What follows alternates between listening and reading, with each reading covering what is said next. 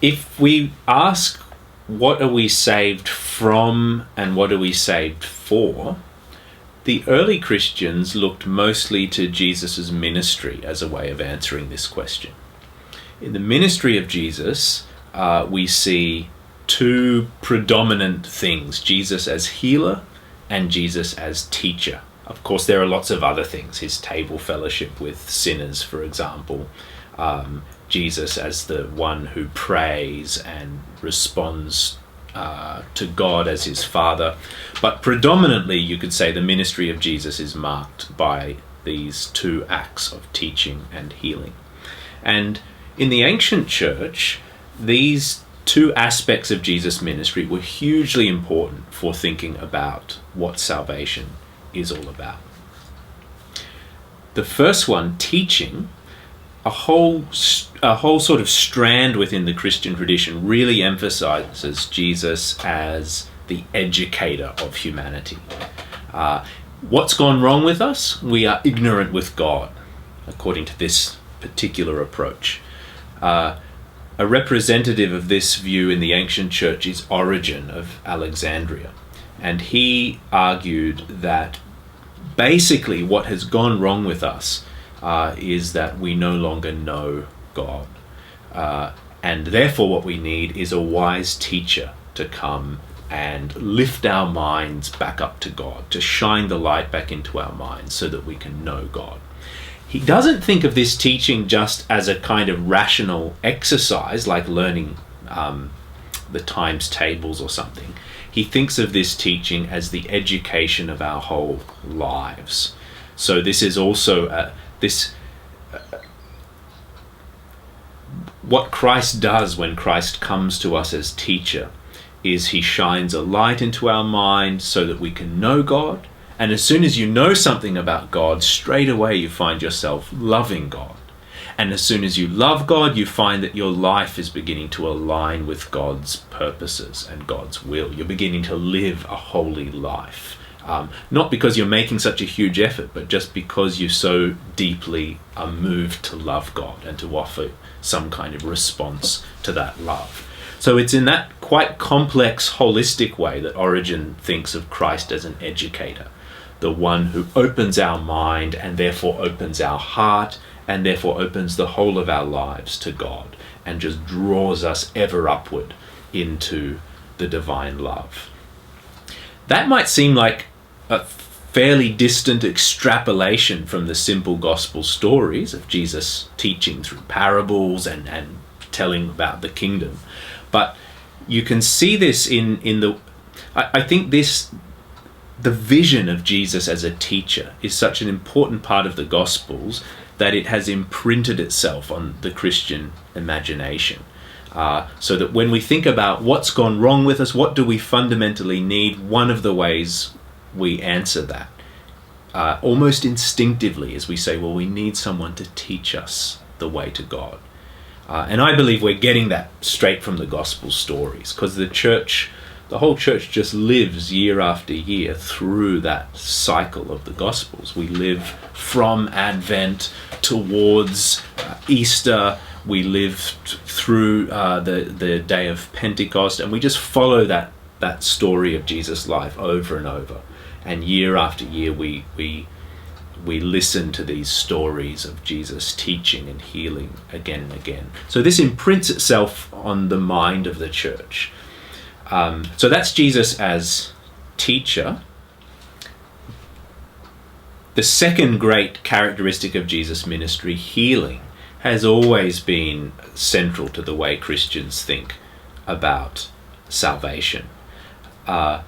What do we need to be saved from? We need to be saved from a spiritual sickness, from a sickness of the heart that has left us unable to raise ourselves up to God, that has left us unable to respond to God the way we were created to do.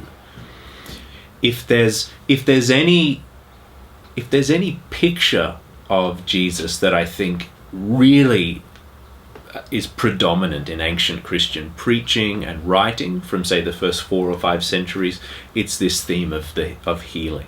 Again and again, Christians are drawn to this aspect of the gospel stories, where there are people who are simply in desperate need, and Jesus reaches out and touches them and raises them back up. In the Gospel of John, the wonderful story of the man born blind, and the way Jesus performs this particular sign is that he bends down and scoops up some dirt, or he spits, he makes clay from the ground, and he rubs it on the man's eyes.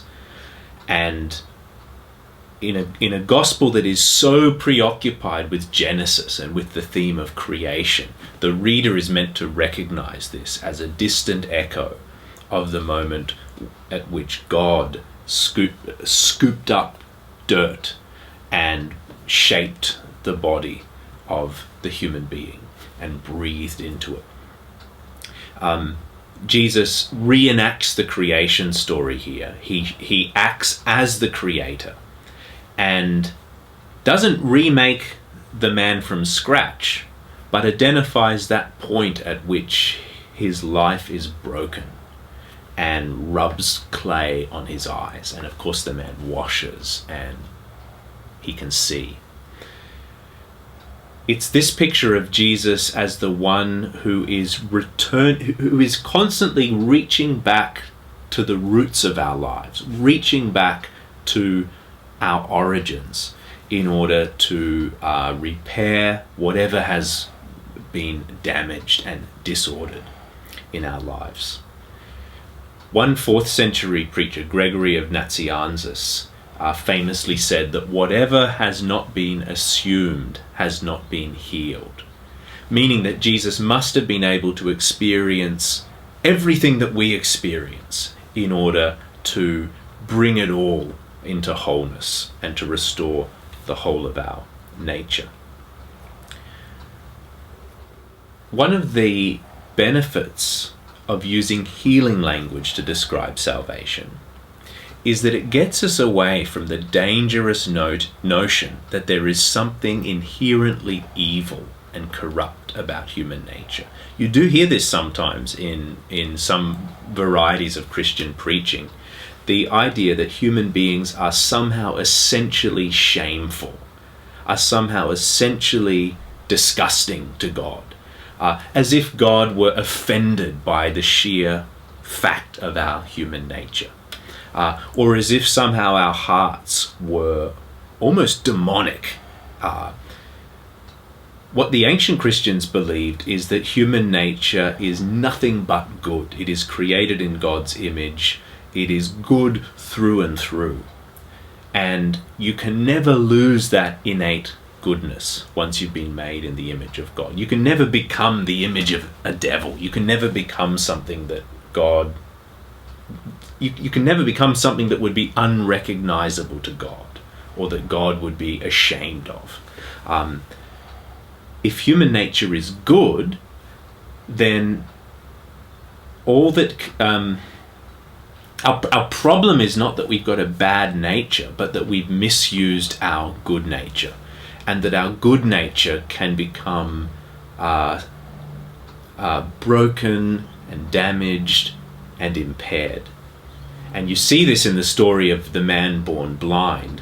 Jesus in one way doesn't add anything onto his life, but simply allows him to flourish as the human being that he was created to be. And that's why Jesus reenacts the creation story. So in the ancient church, this theme of Jesus as healer was used partly to counter the idea that human beings are essentially evil and shameful.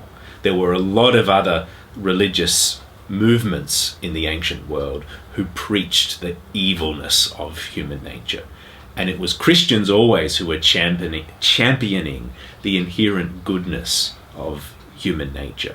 And especially it was the Christians who emphasized the goodness of the body, the goodness of sexual life, the goodness of ordinary day-to-day human relationships. Even though all of these can become destructive and hurtful, none of them are alien to God. None of them are far from God. God comes in and touches us at these points of our lives in order to heal us and to allow us to flourish as we were created to.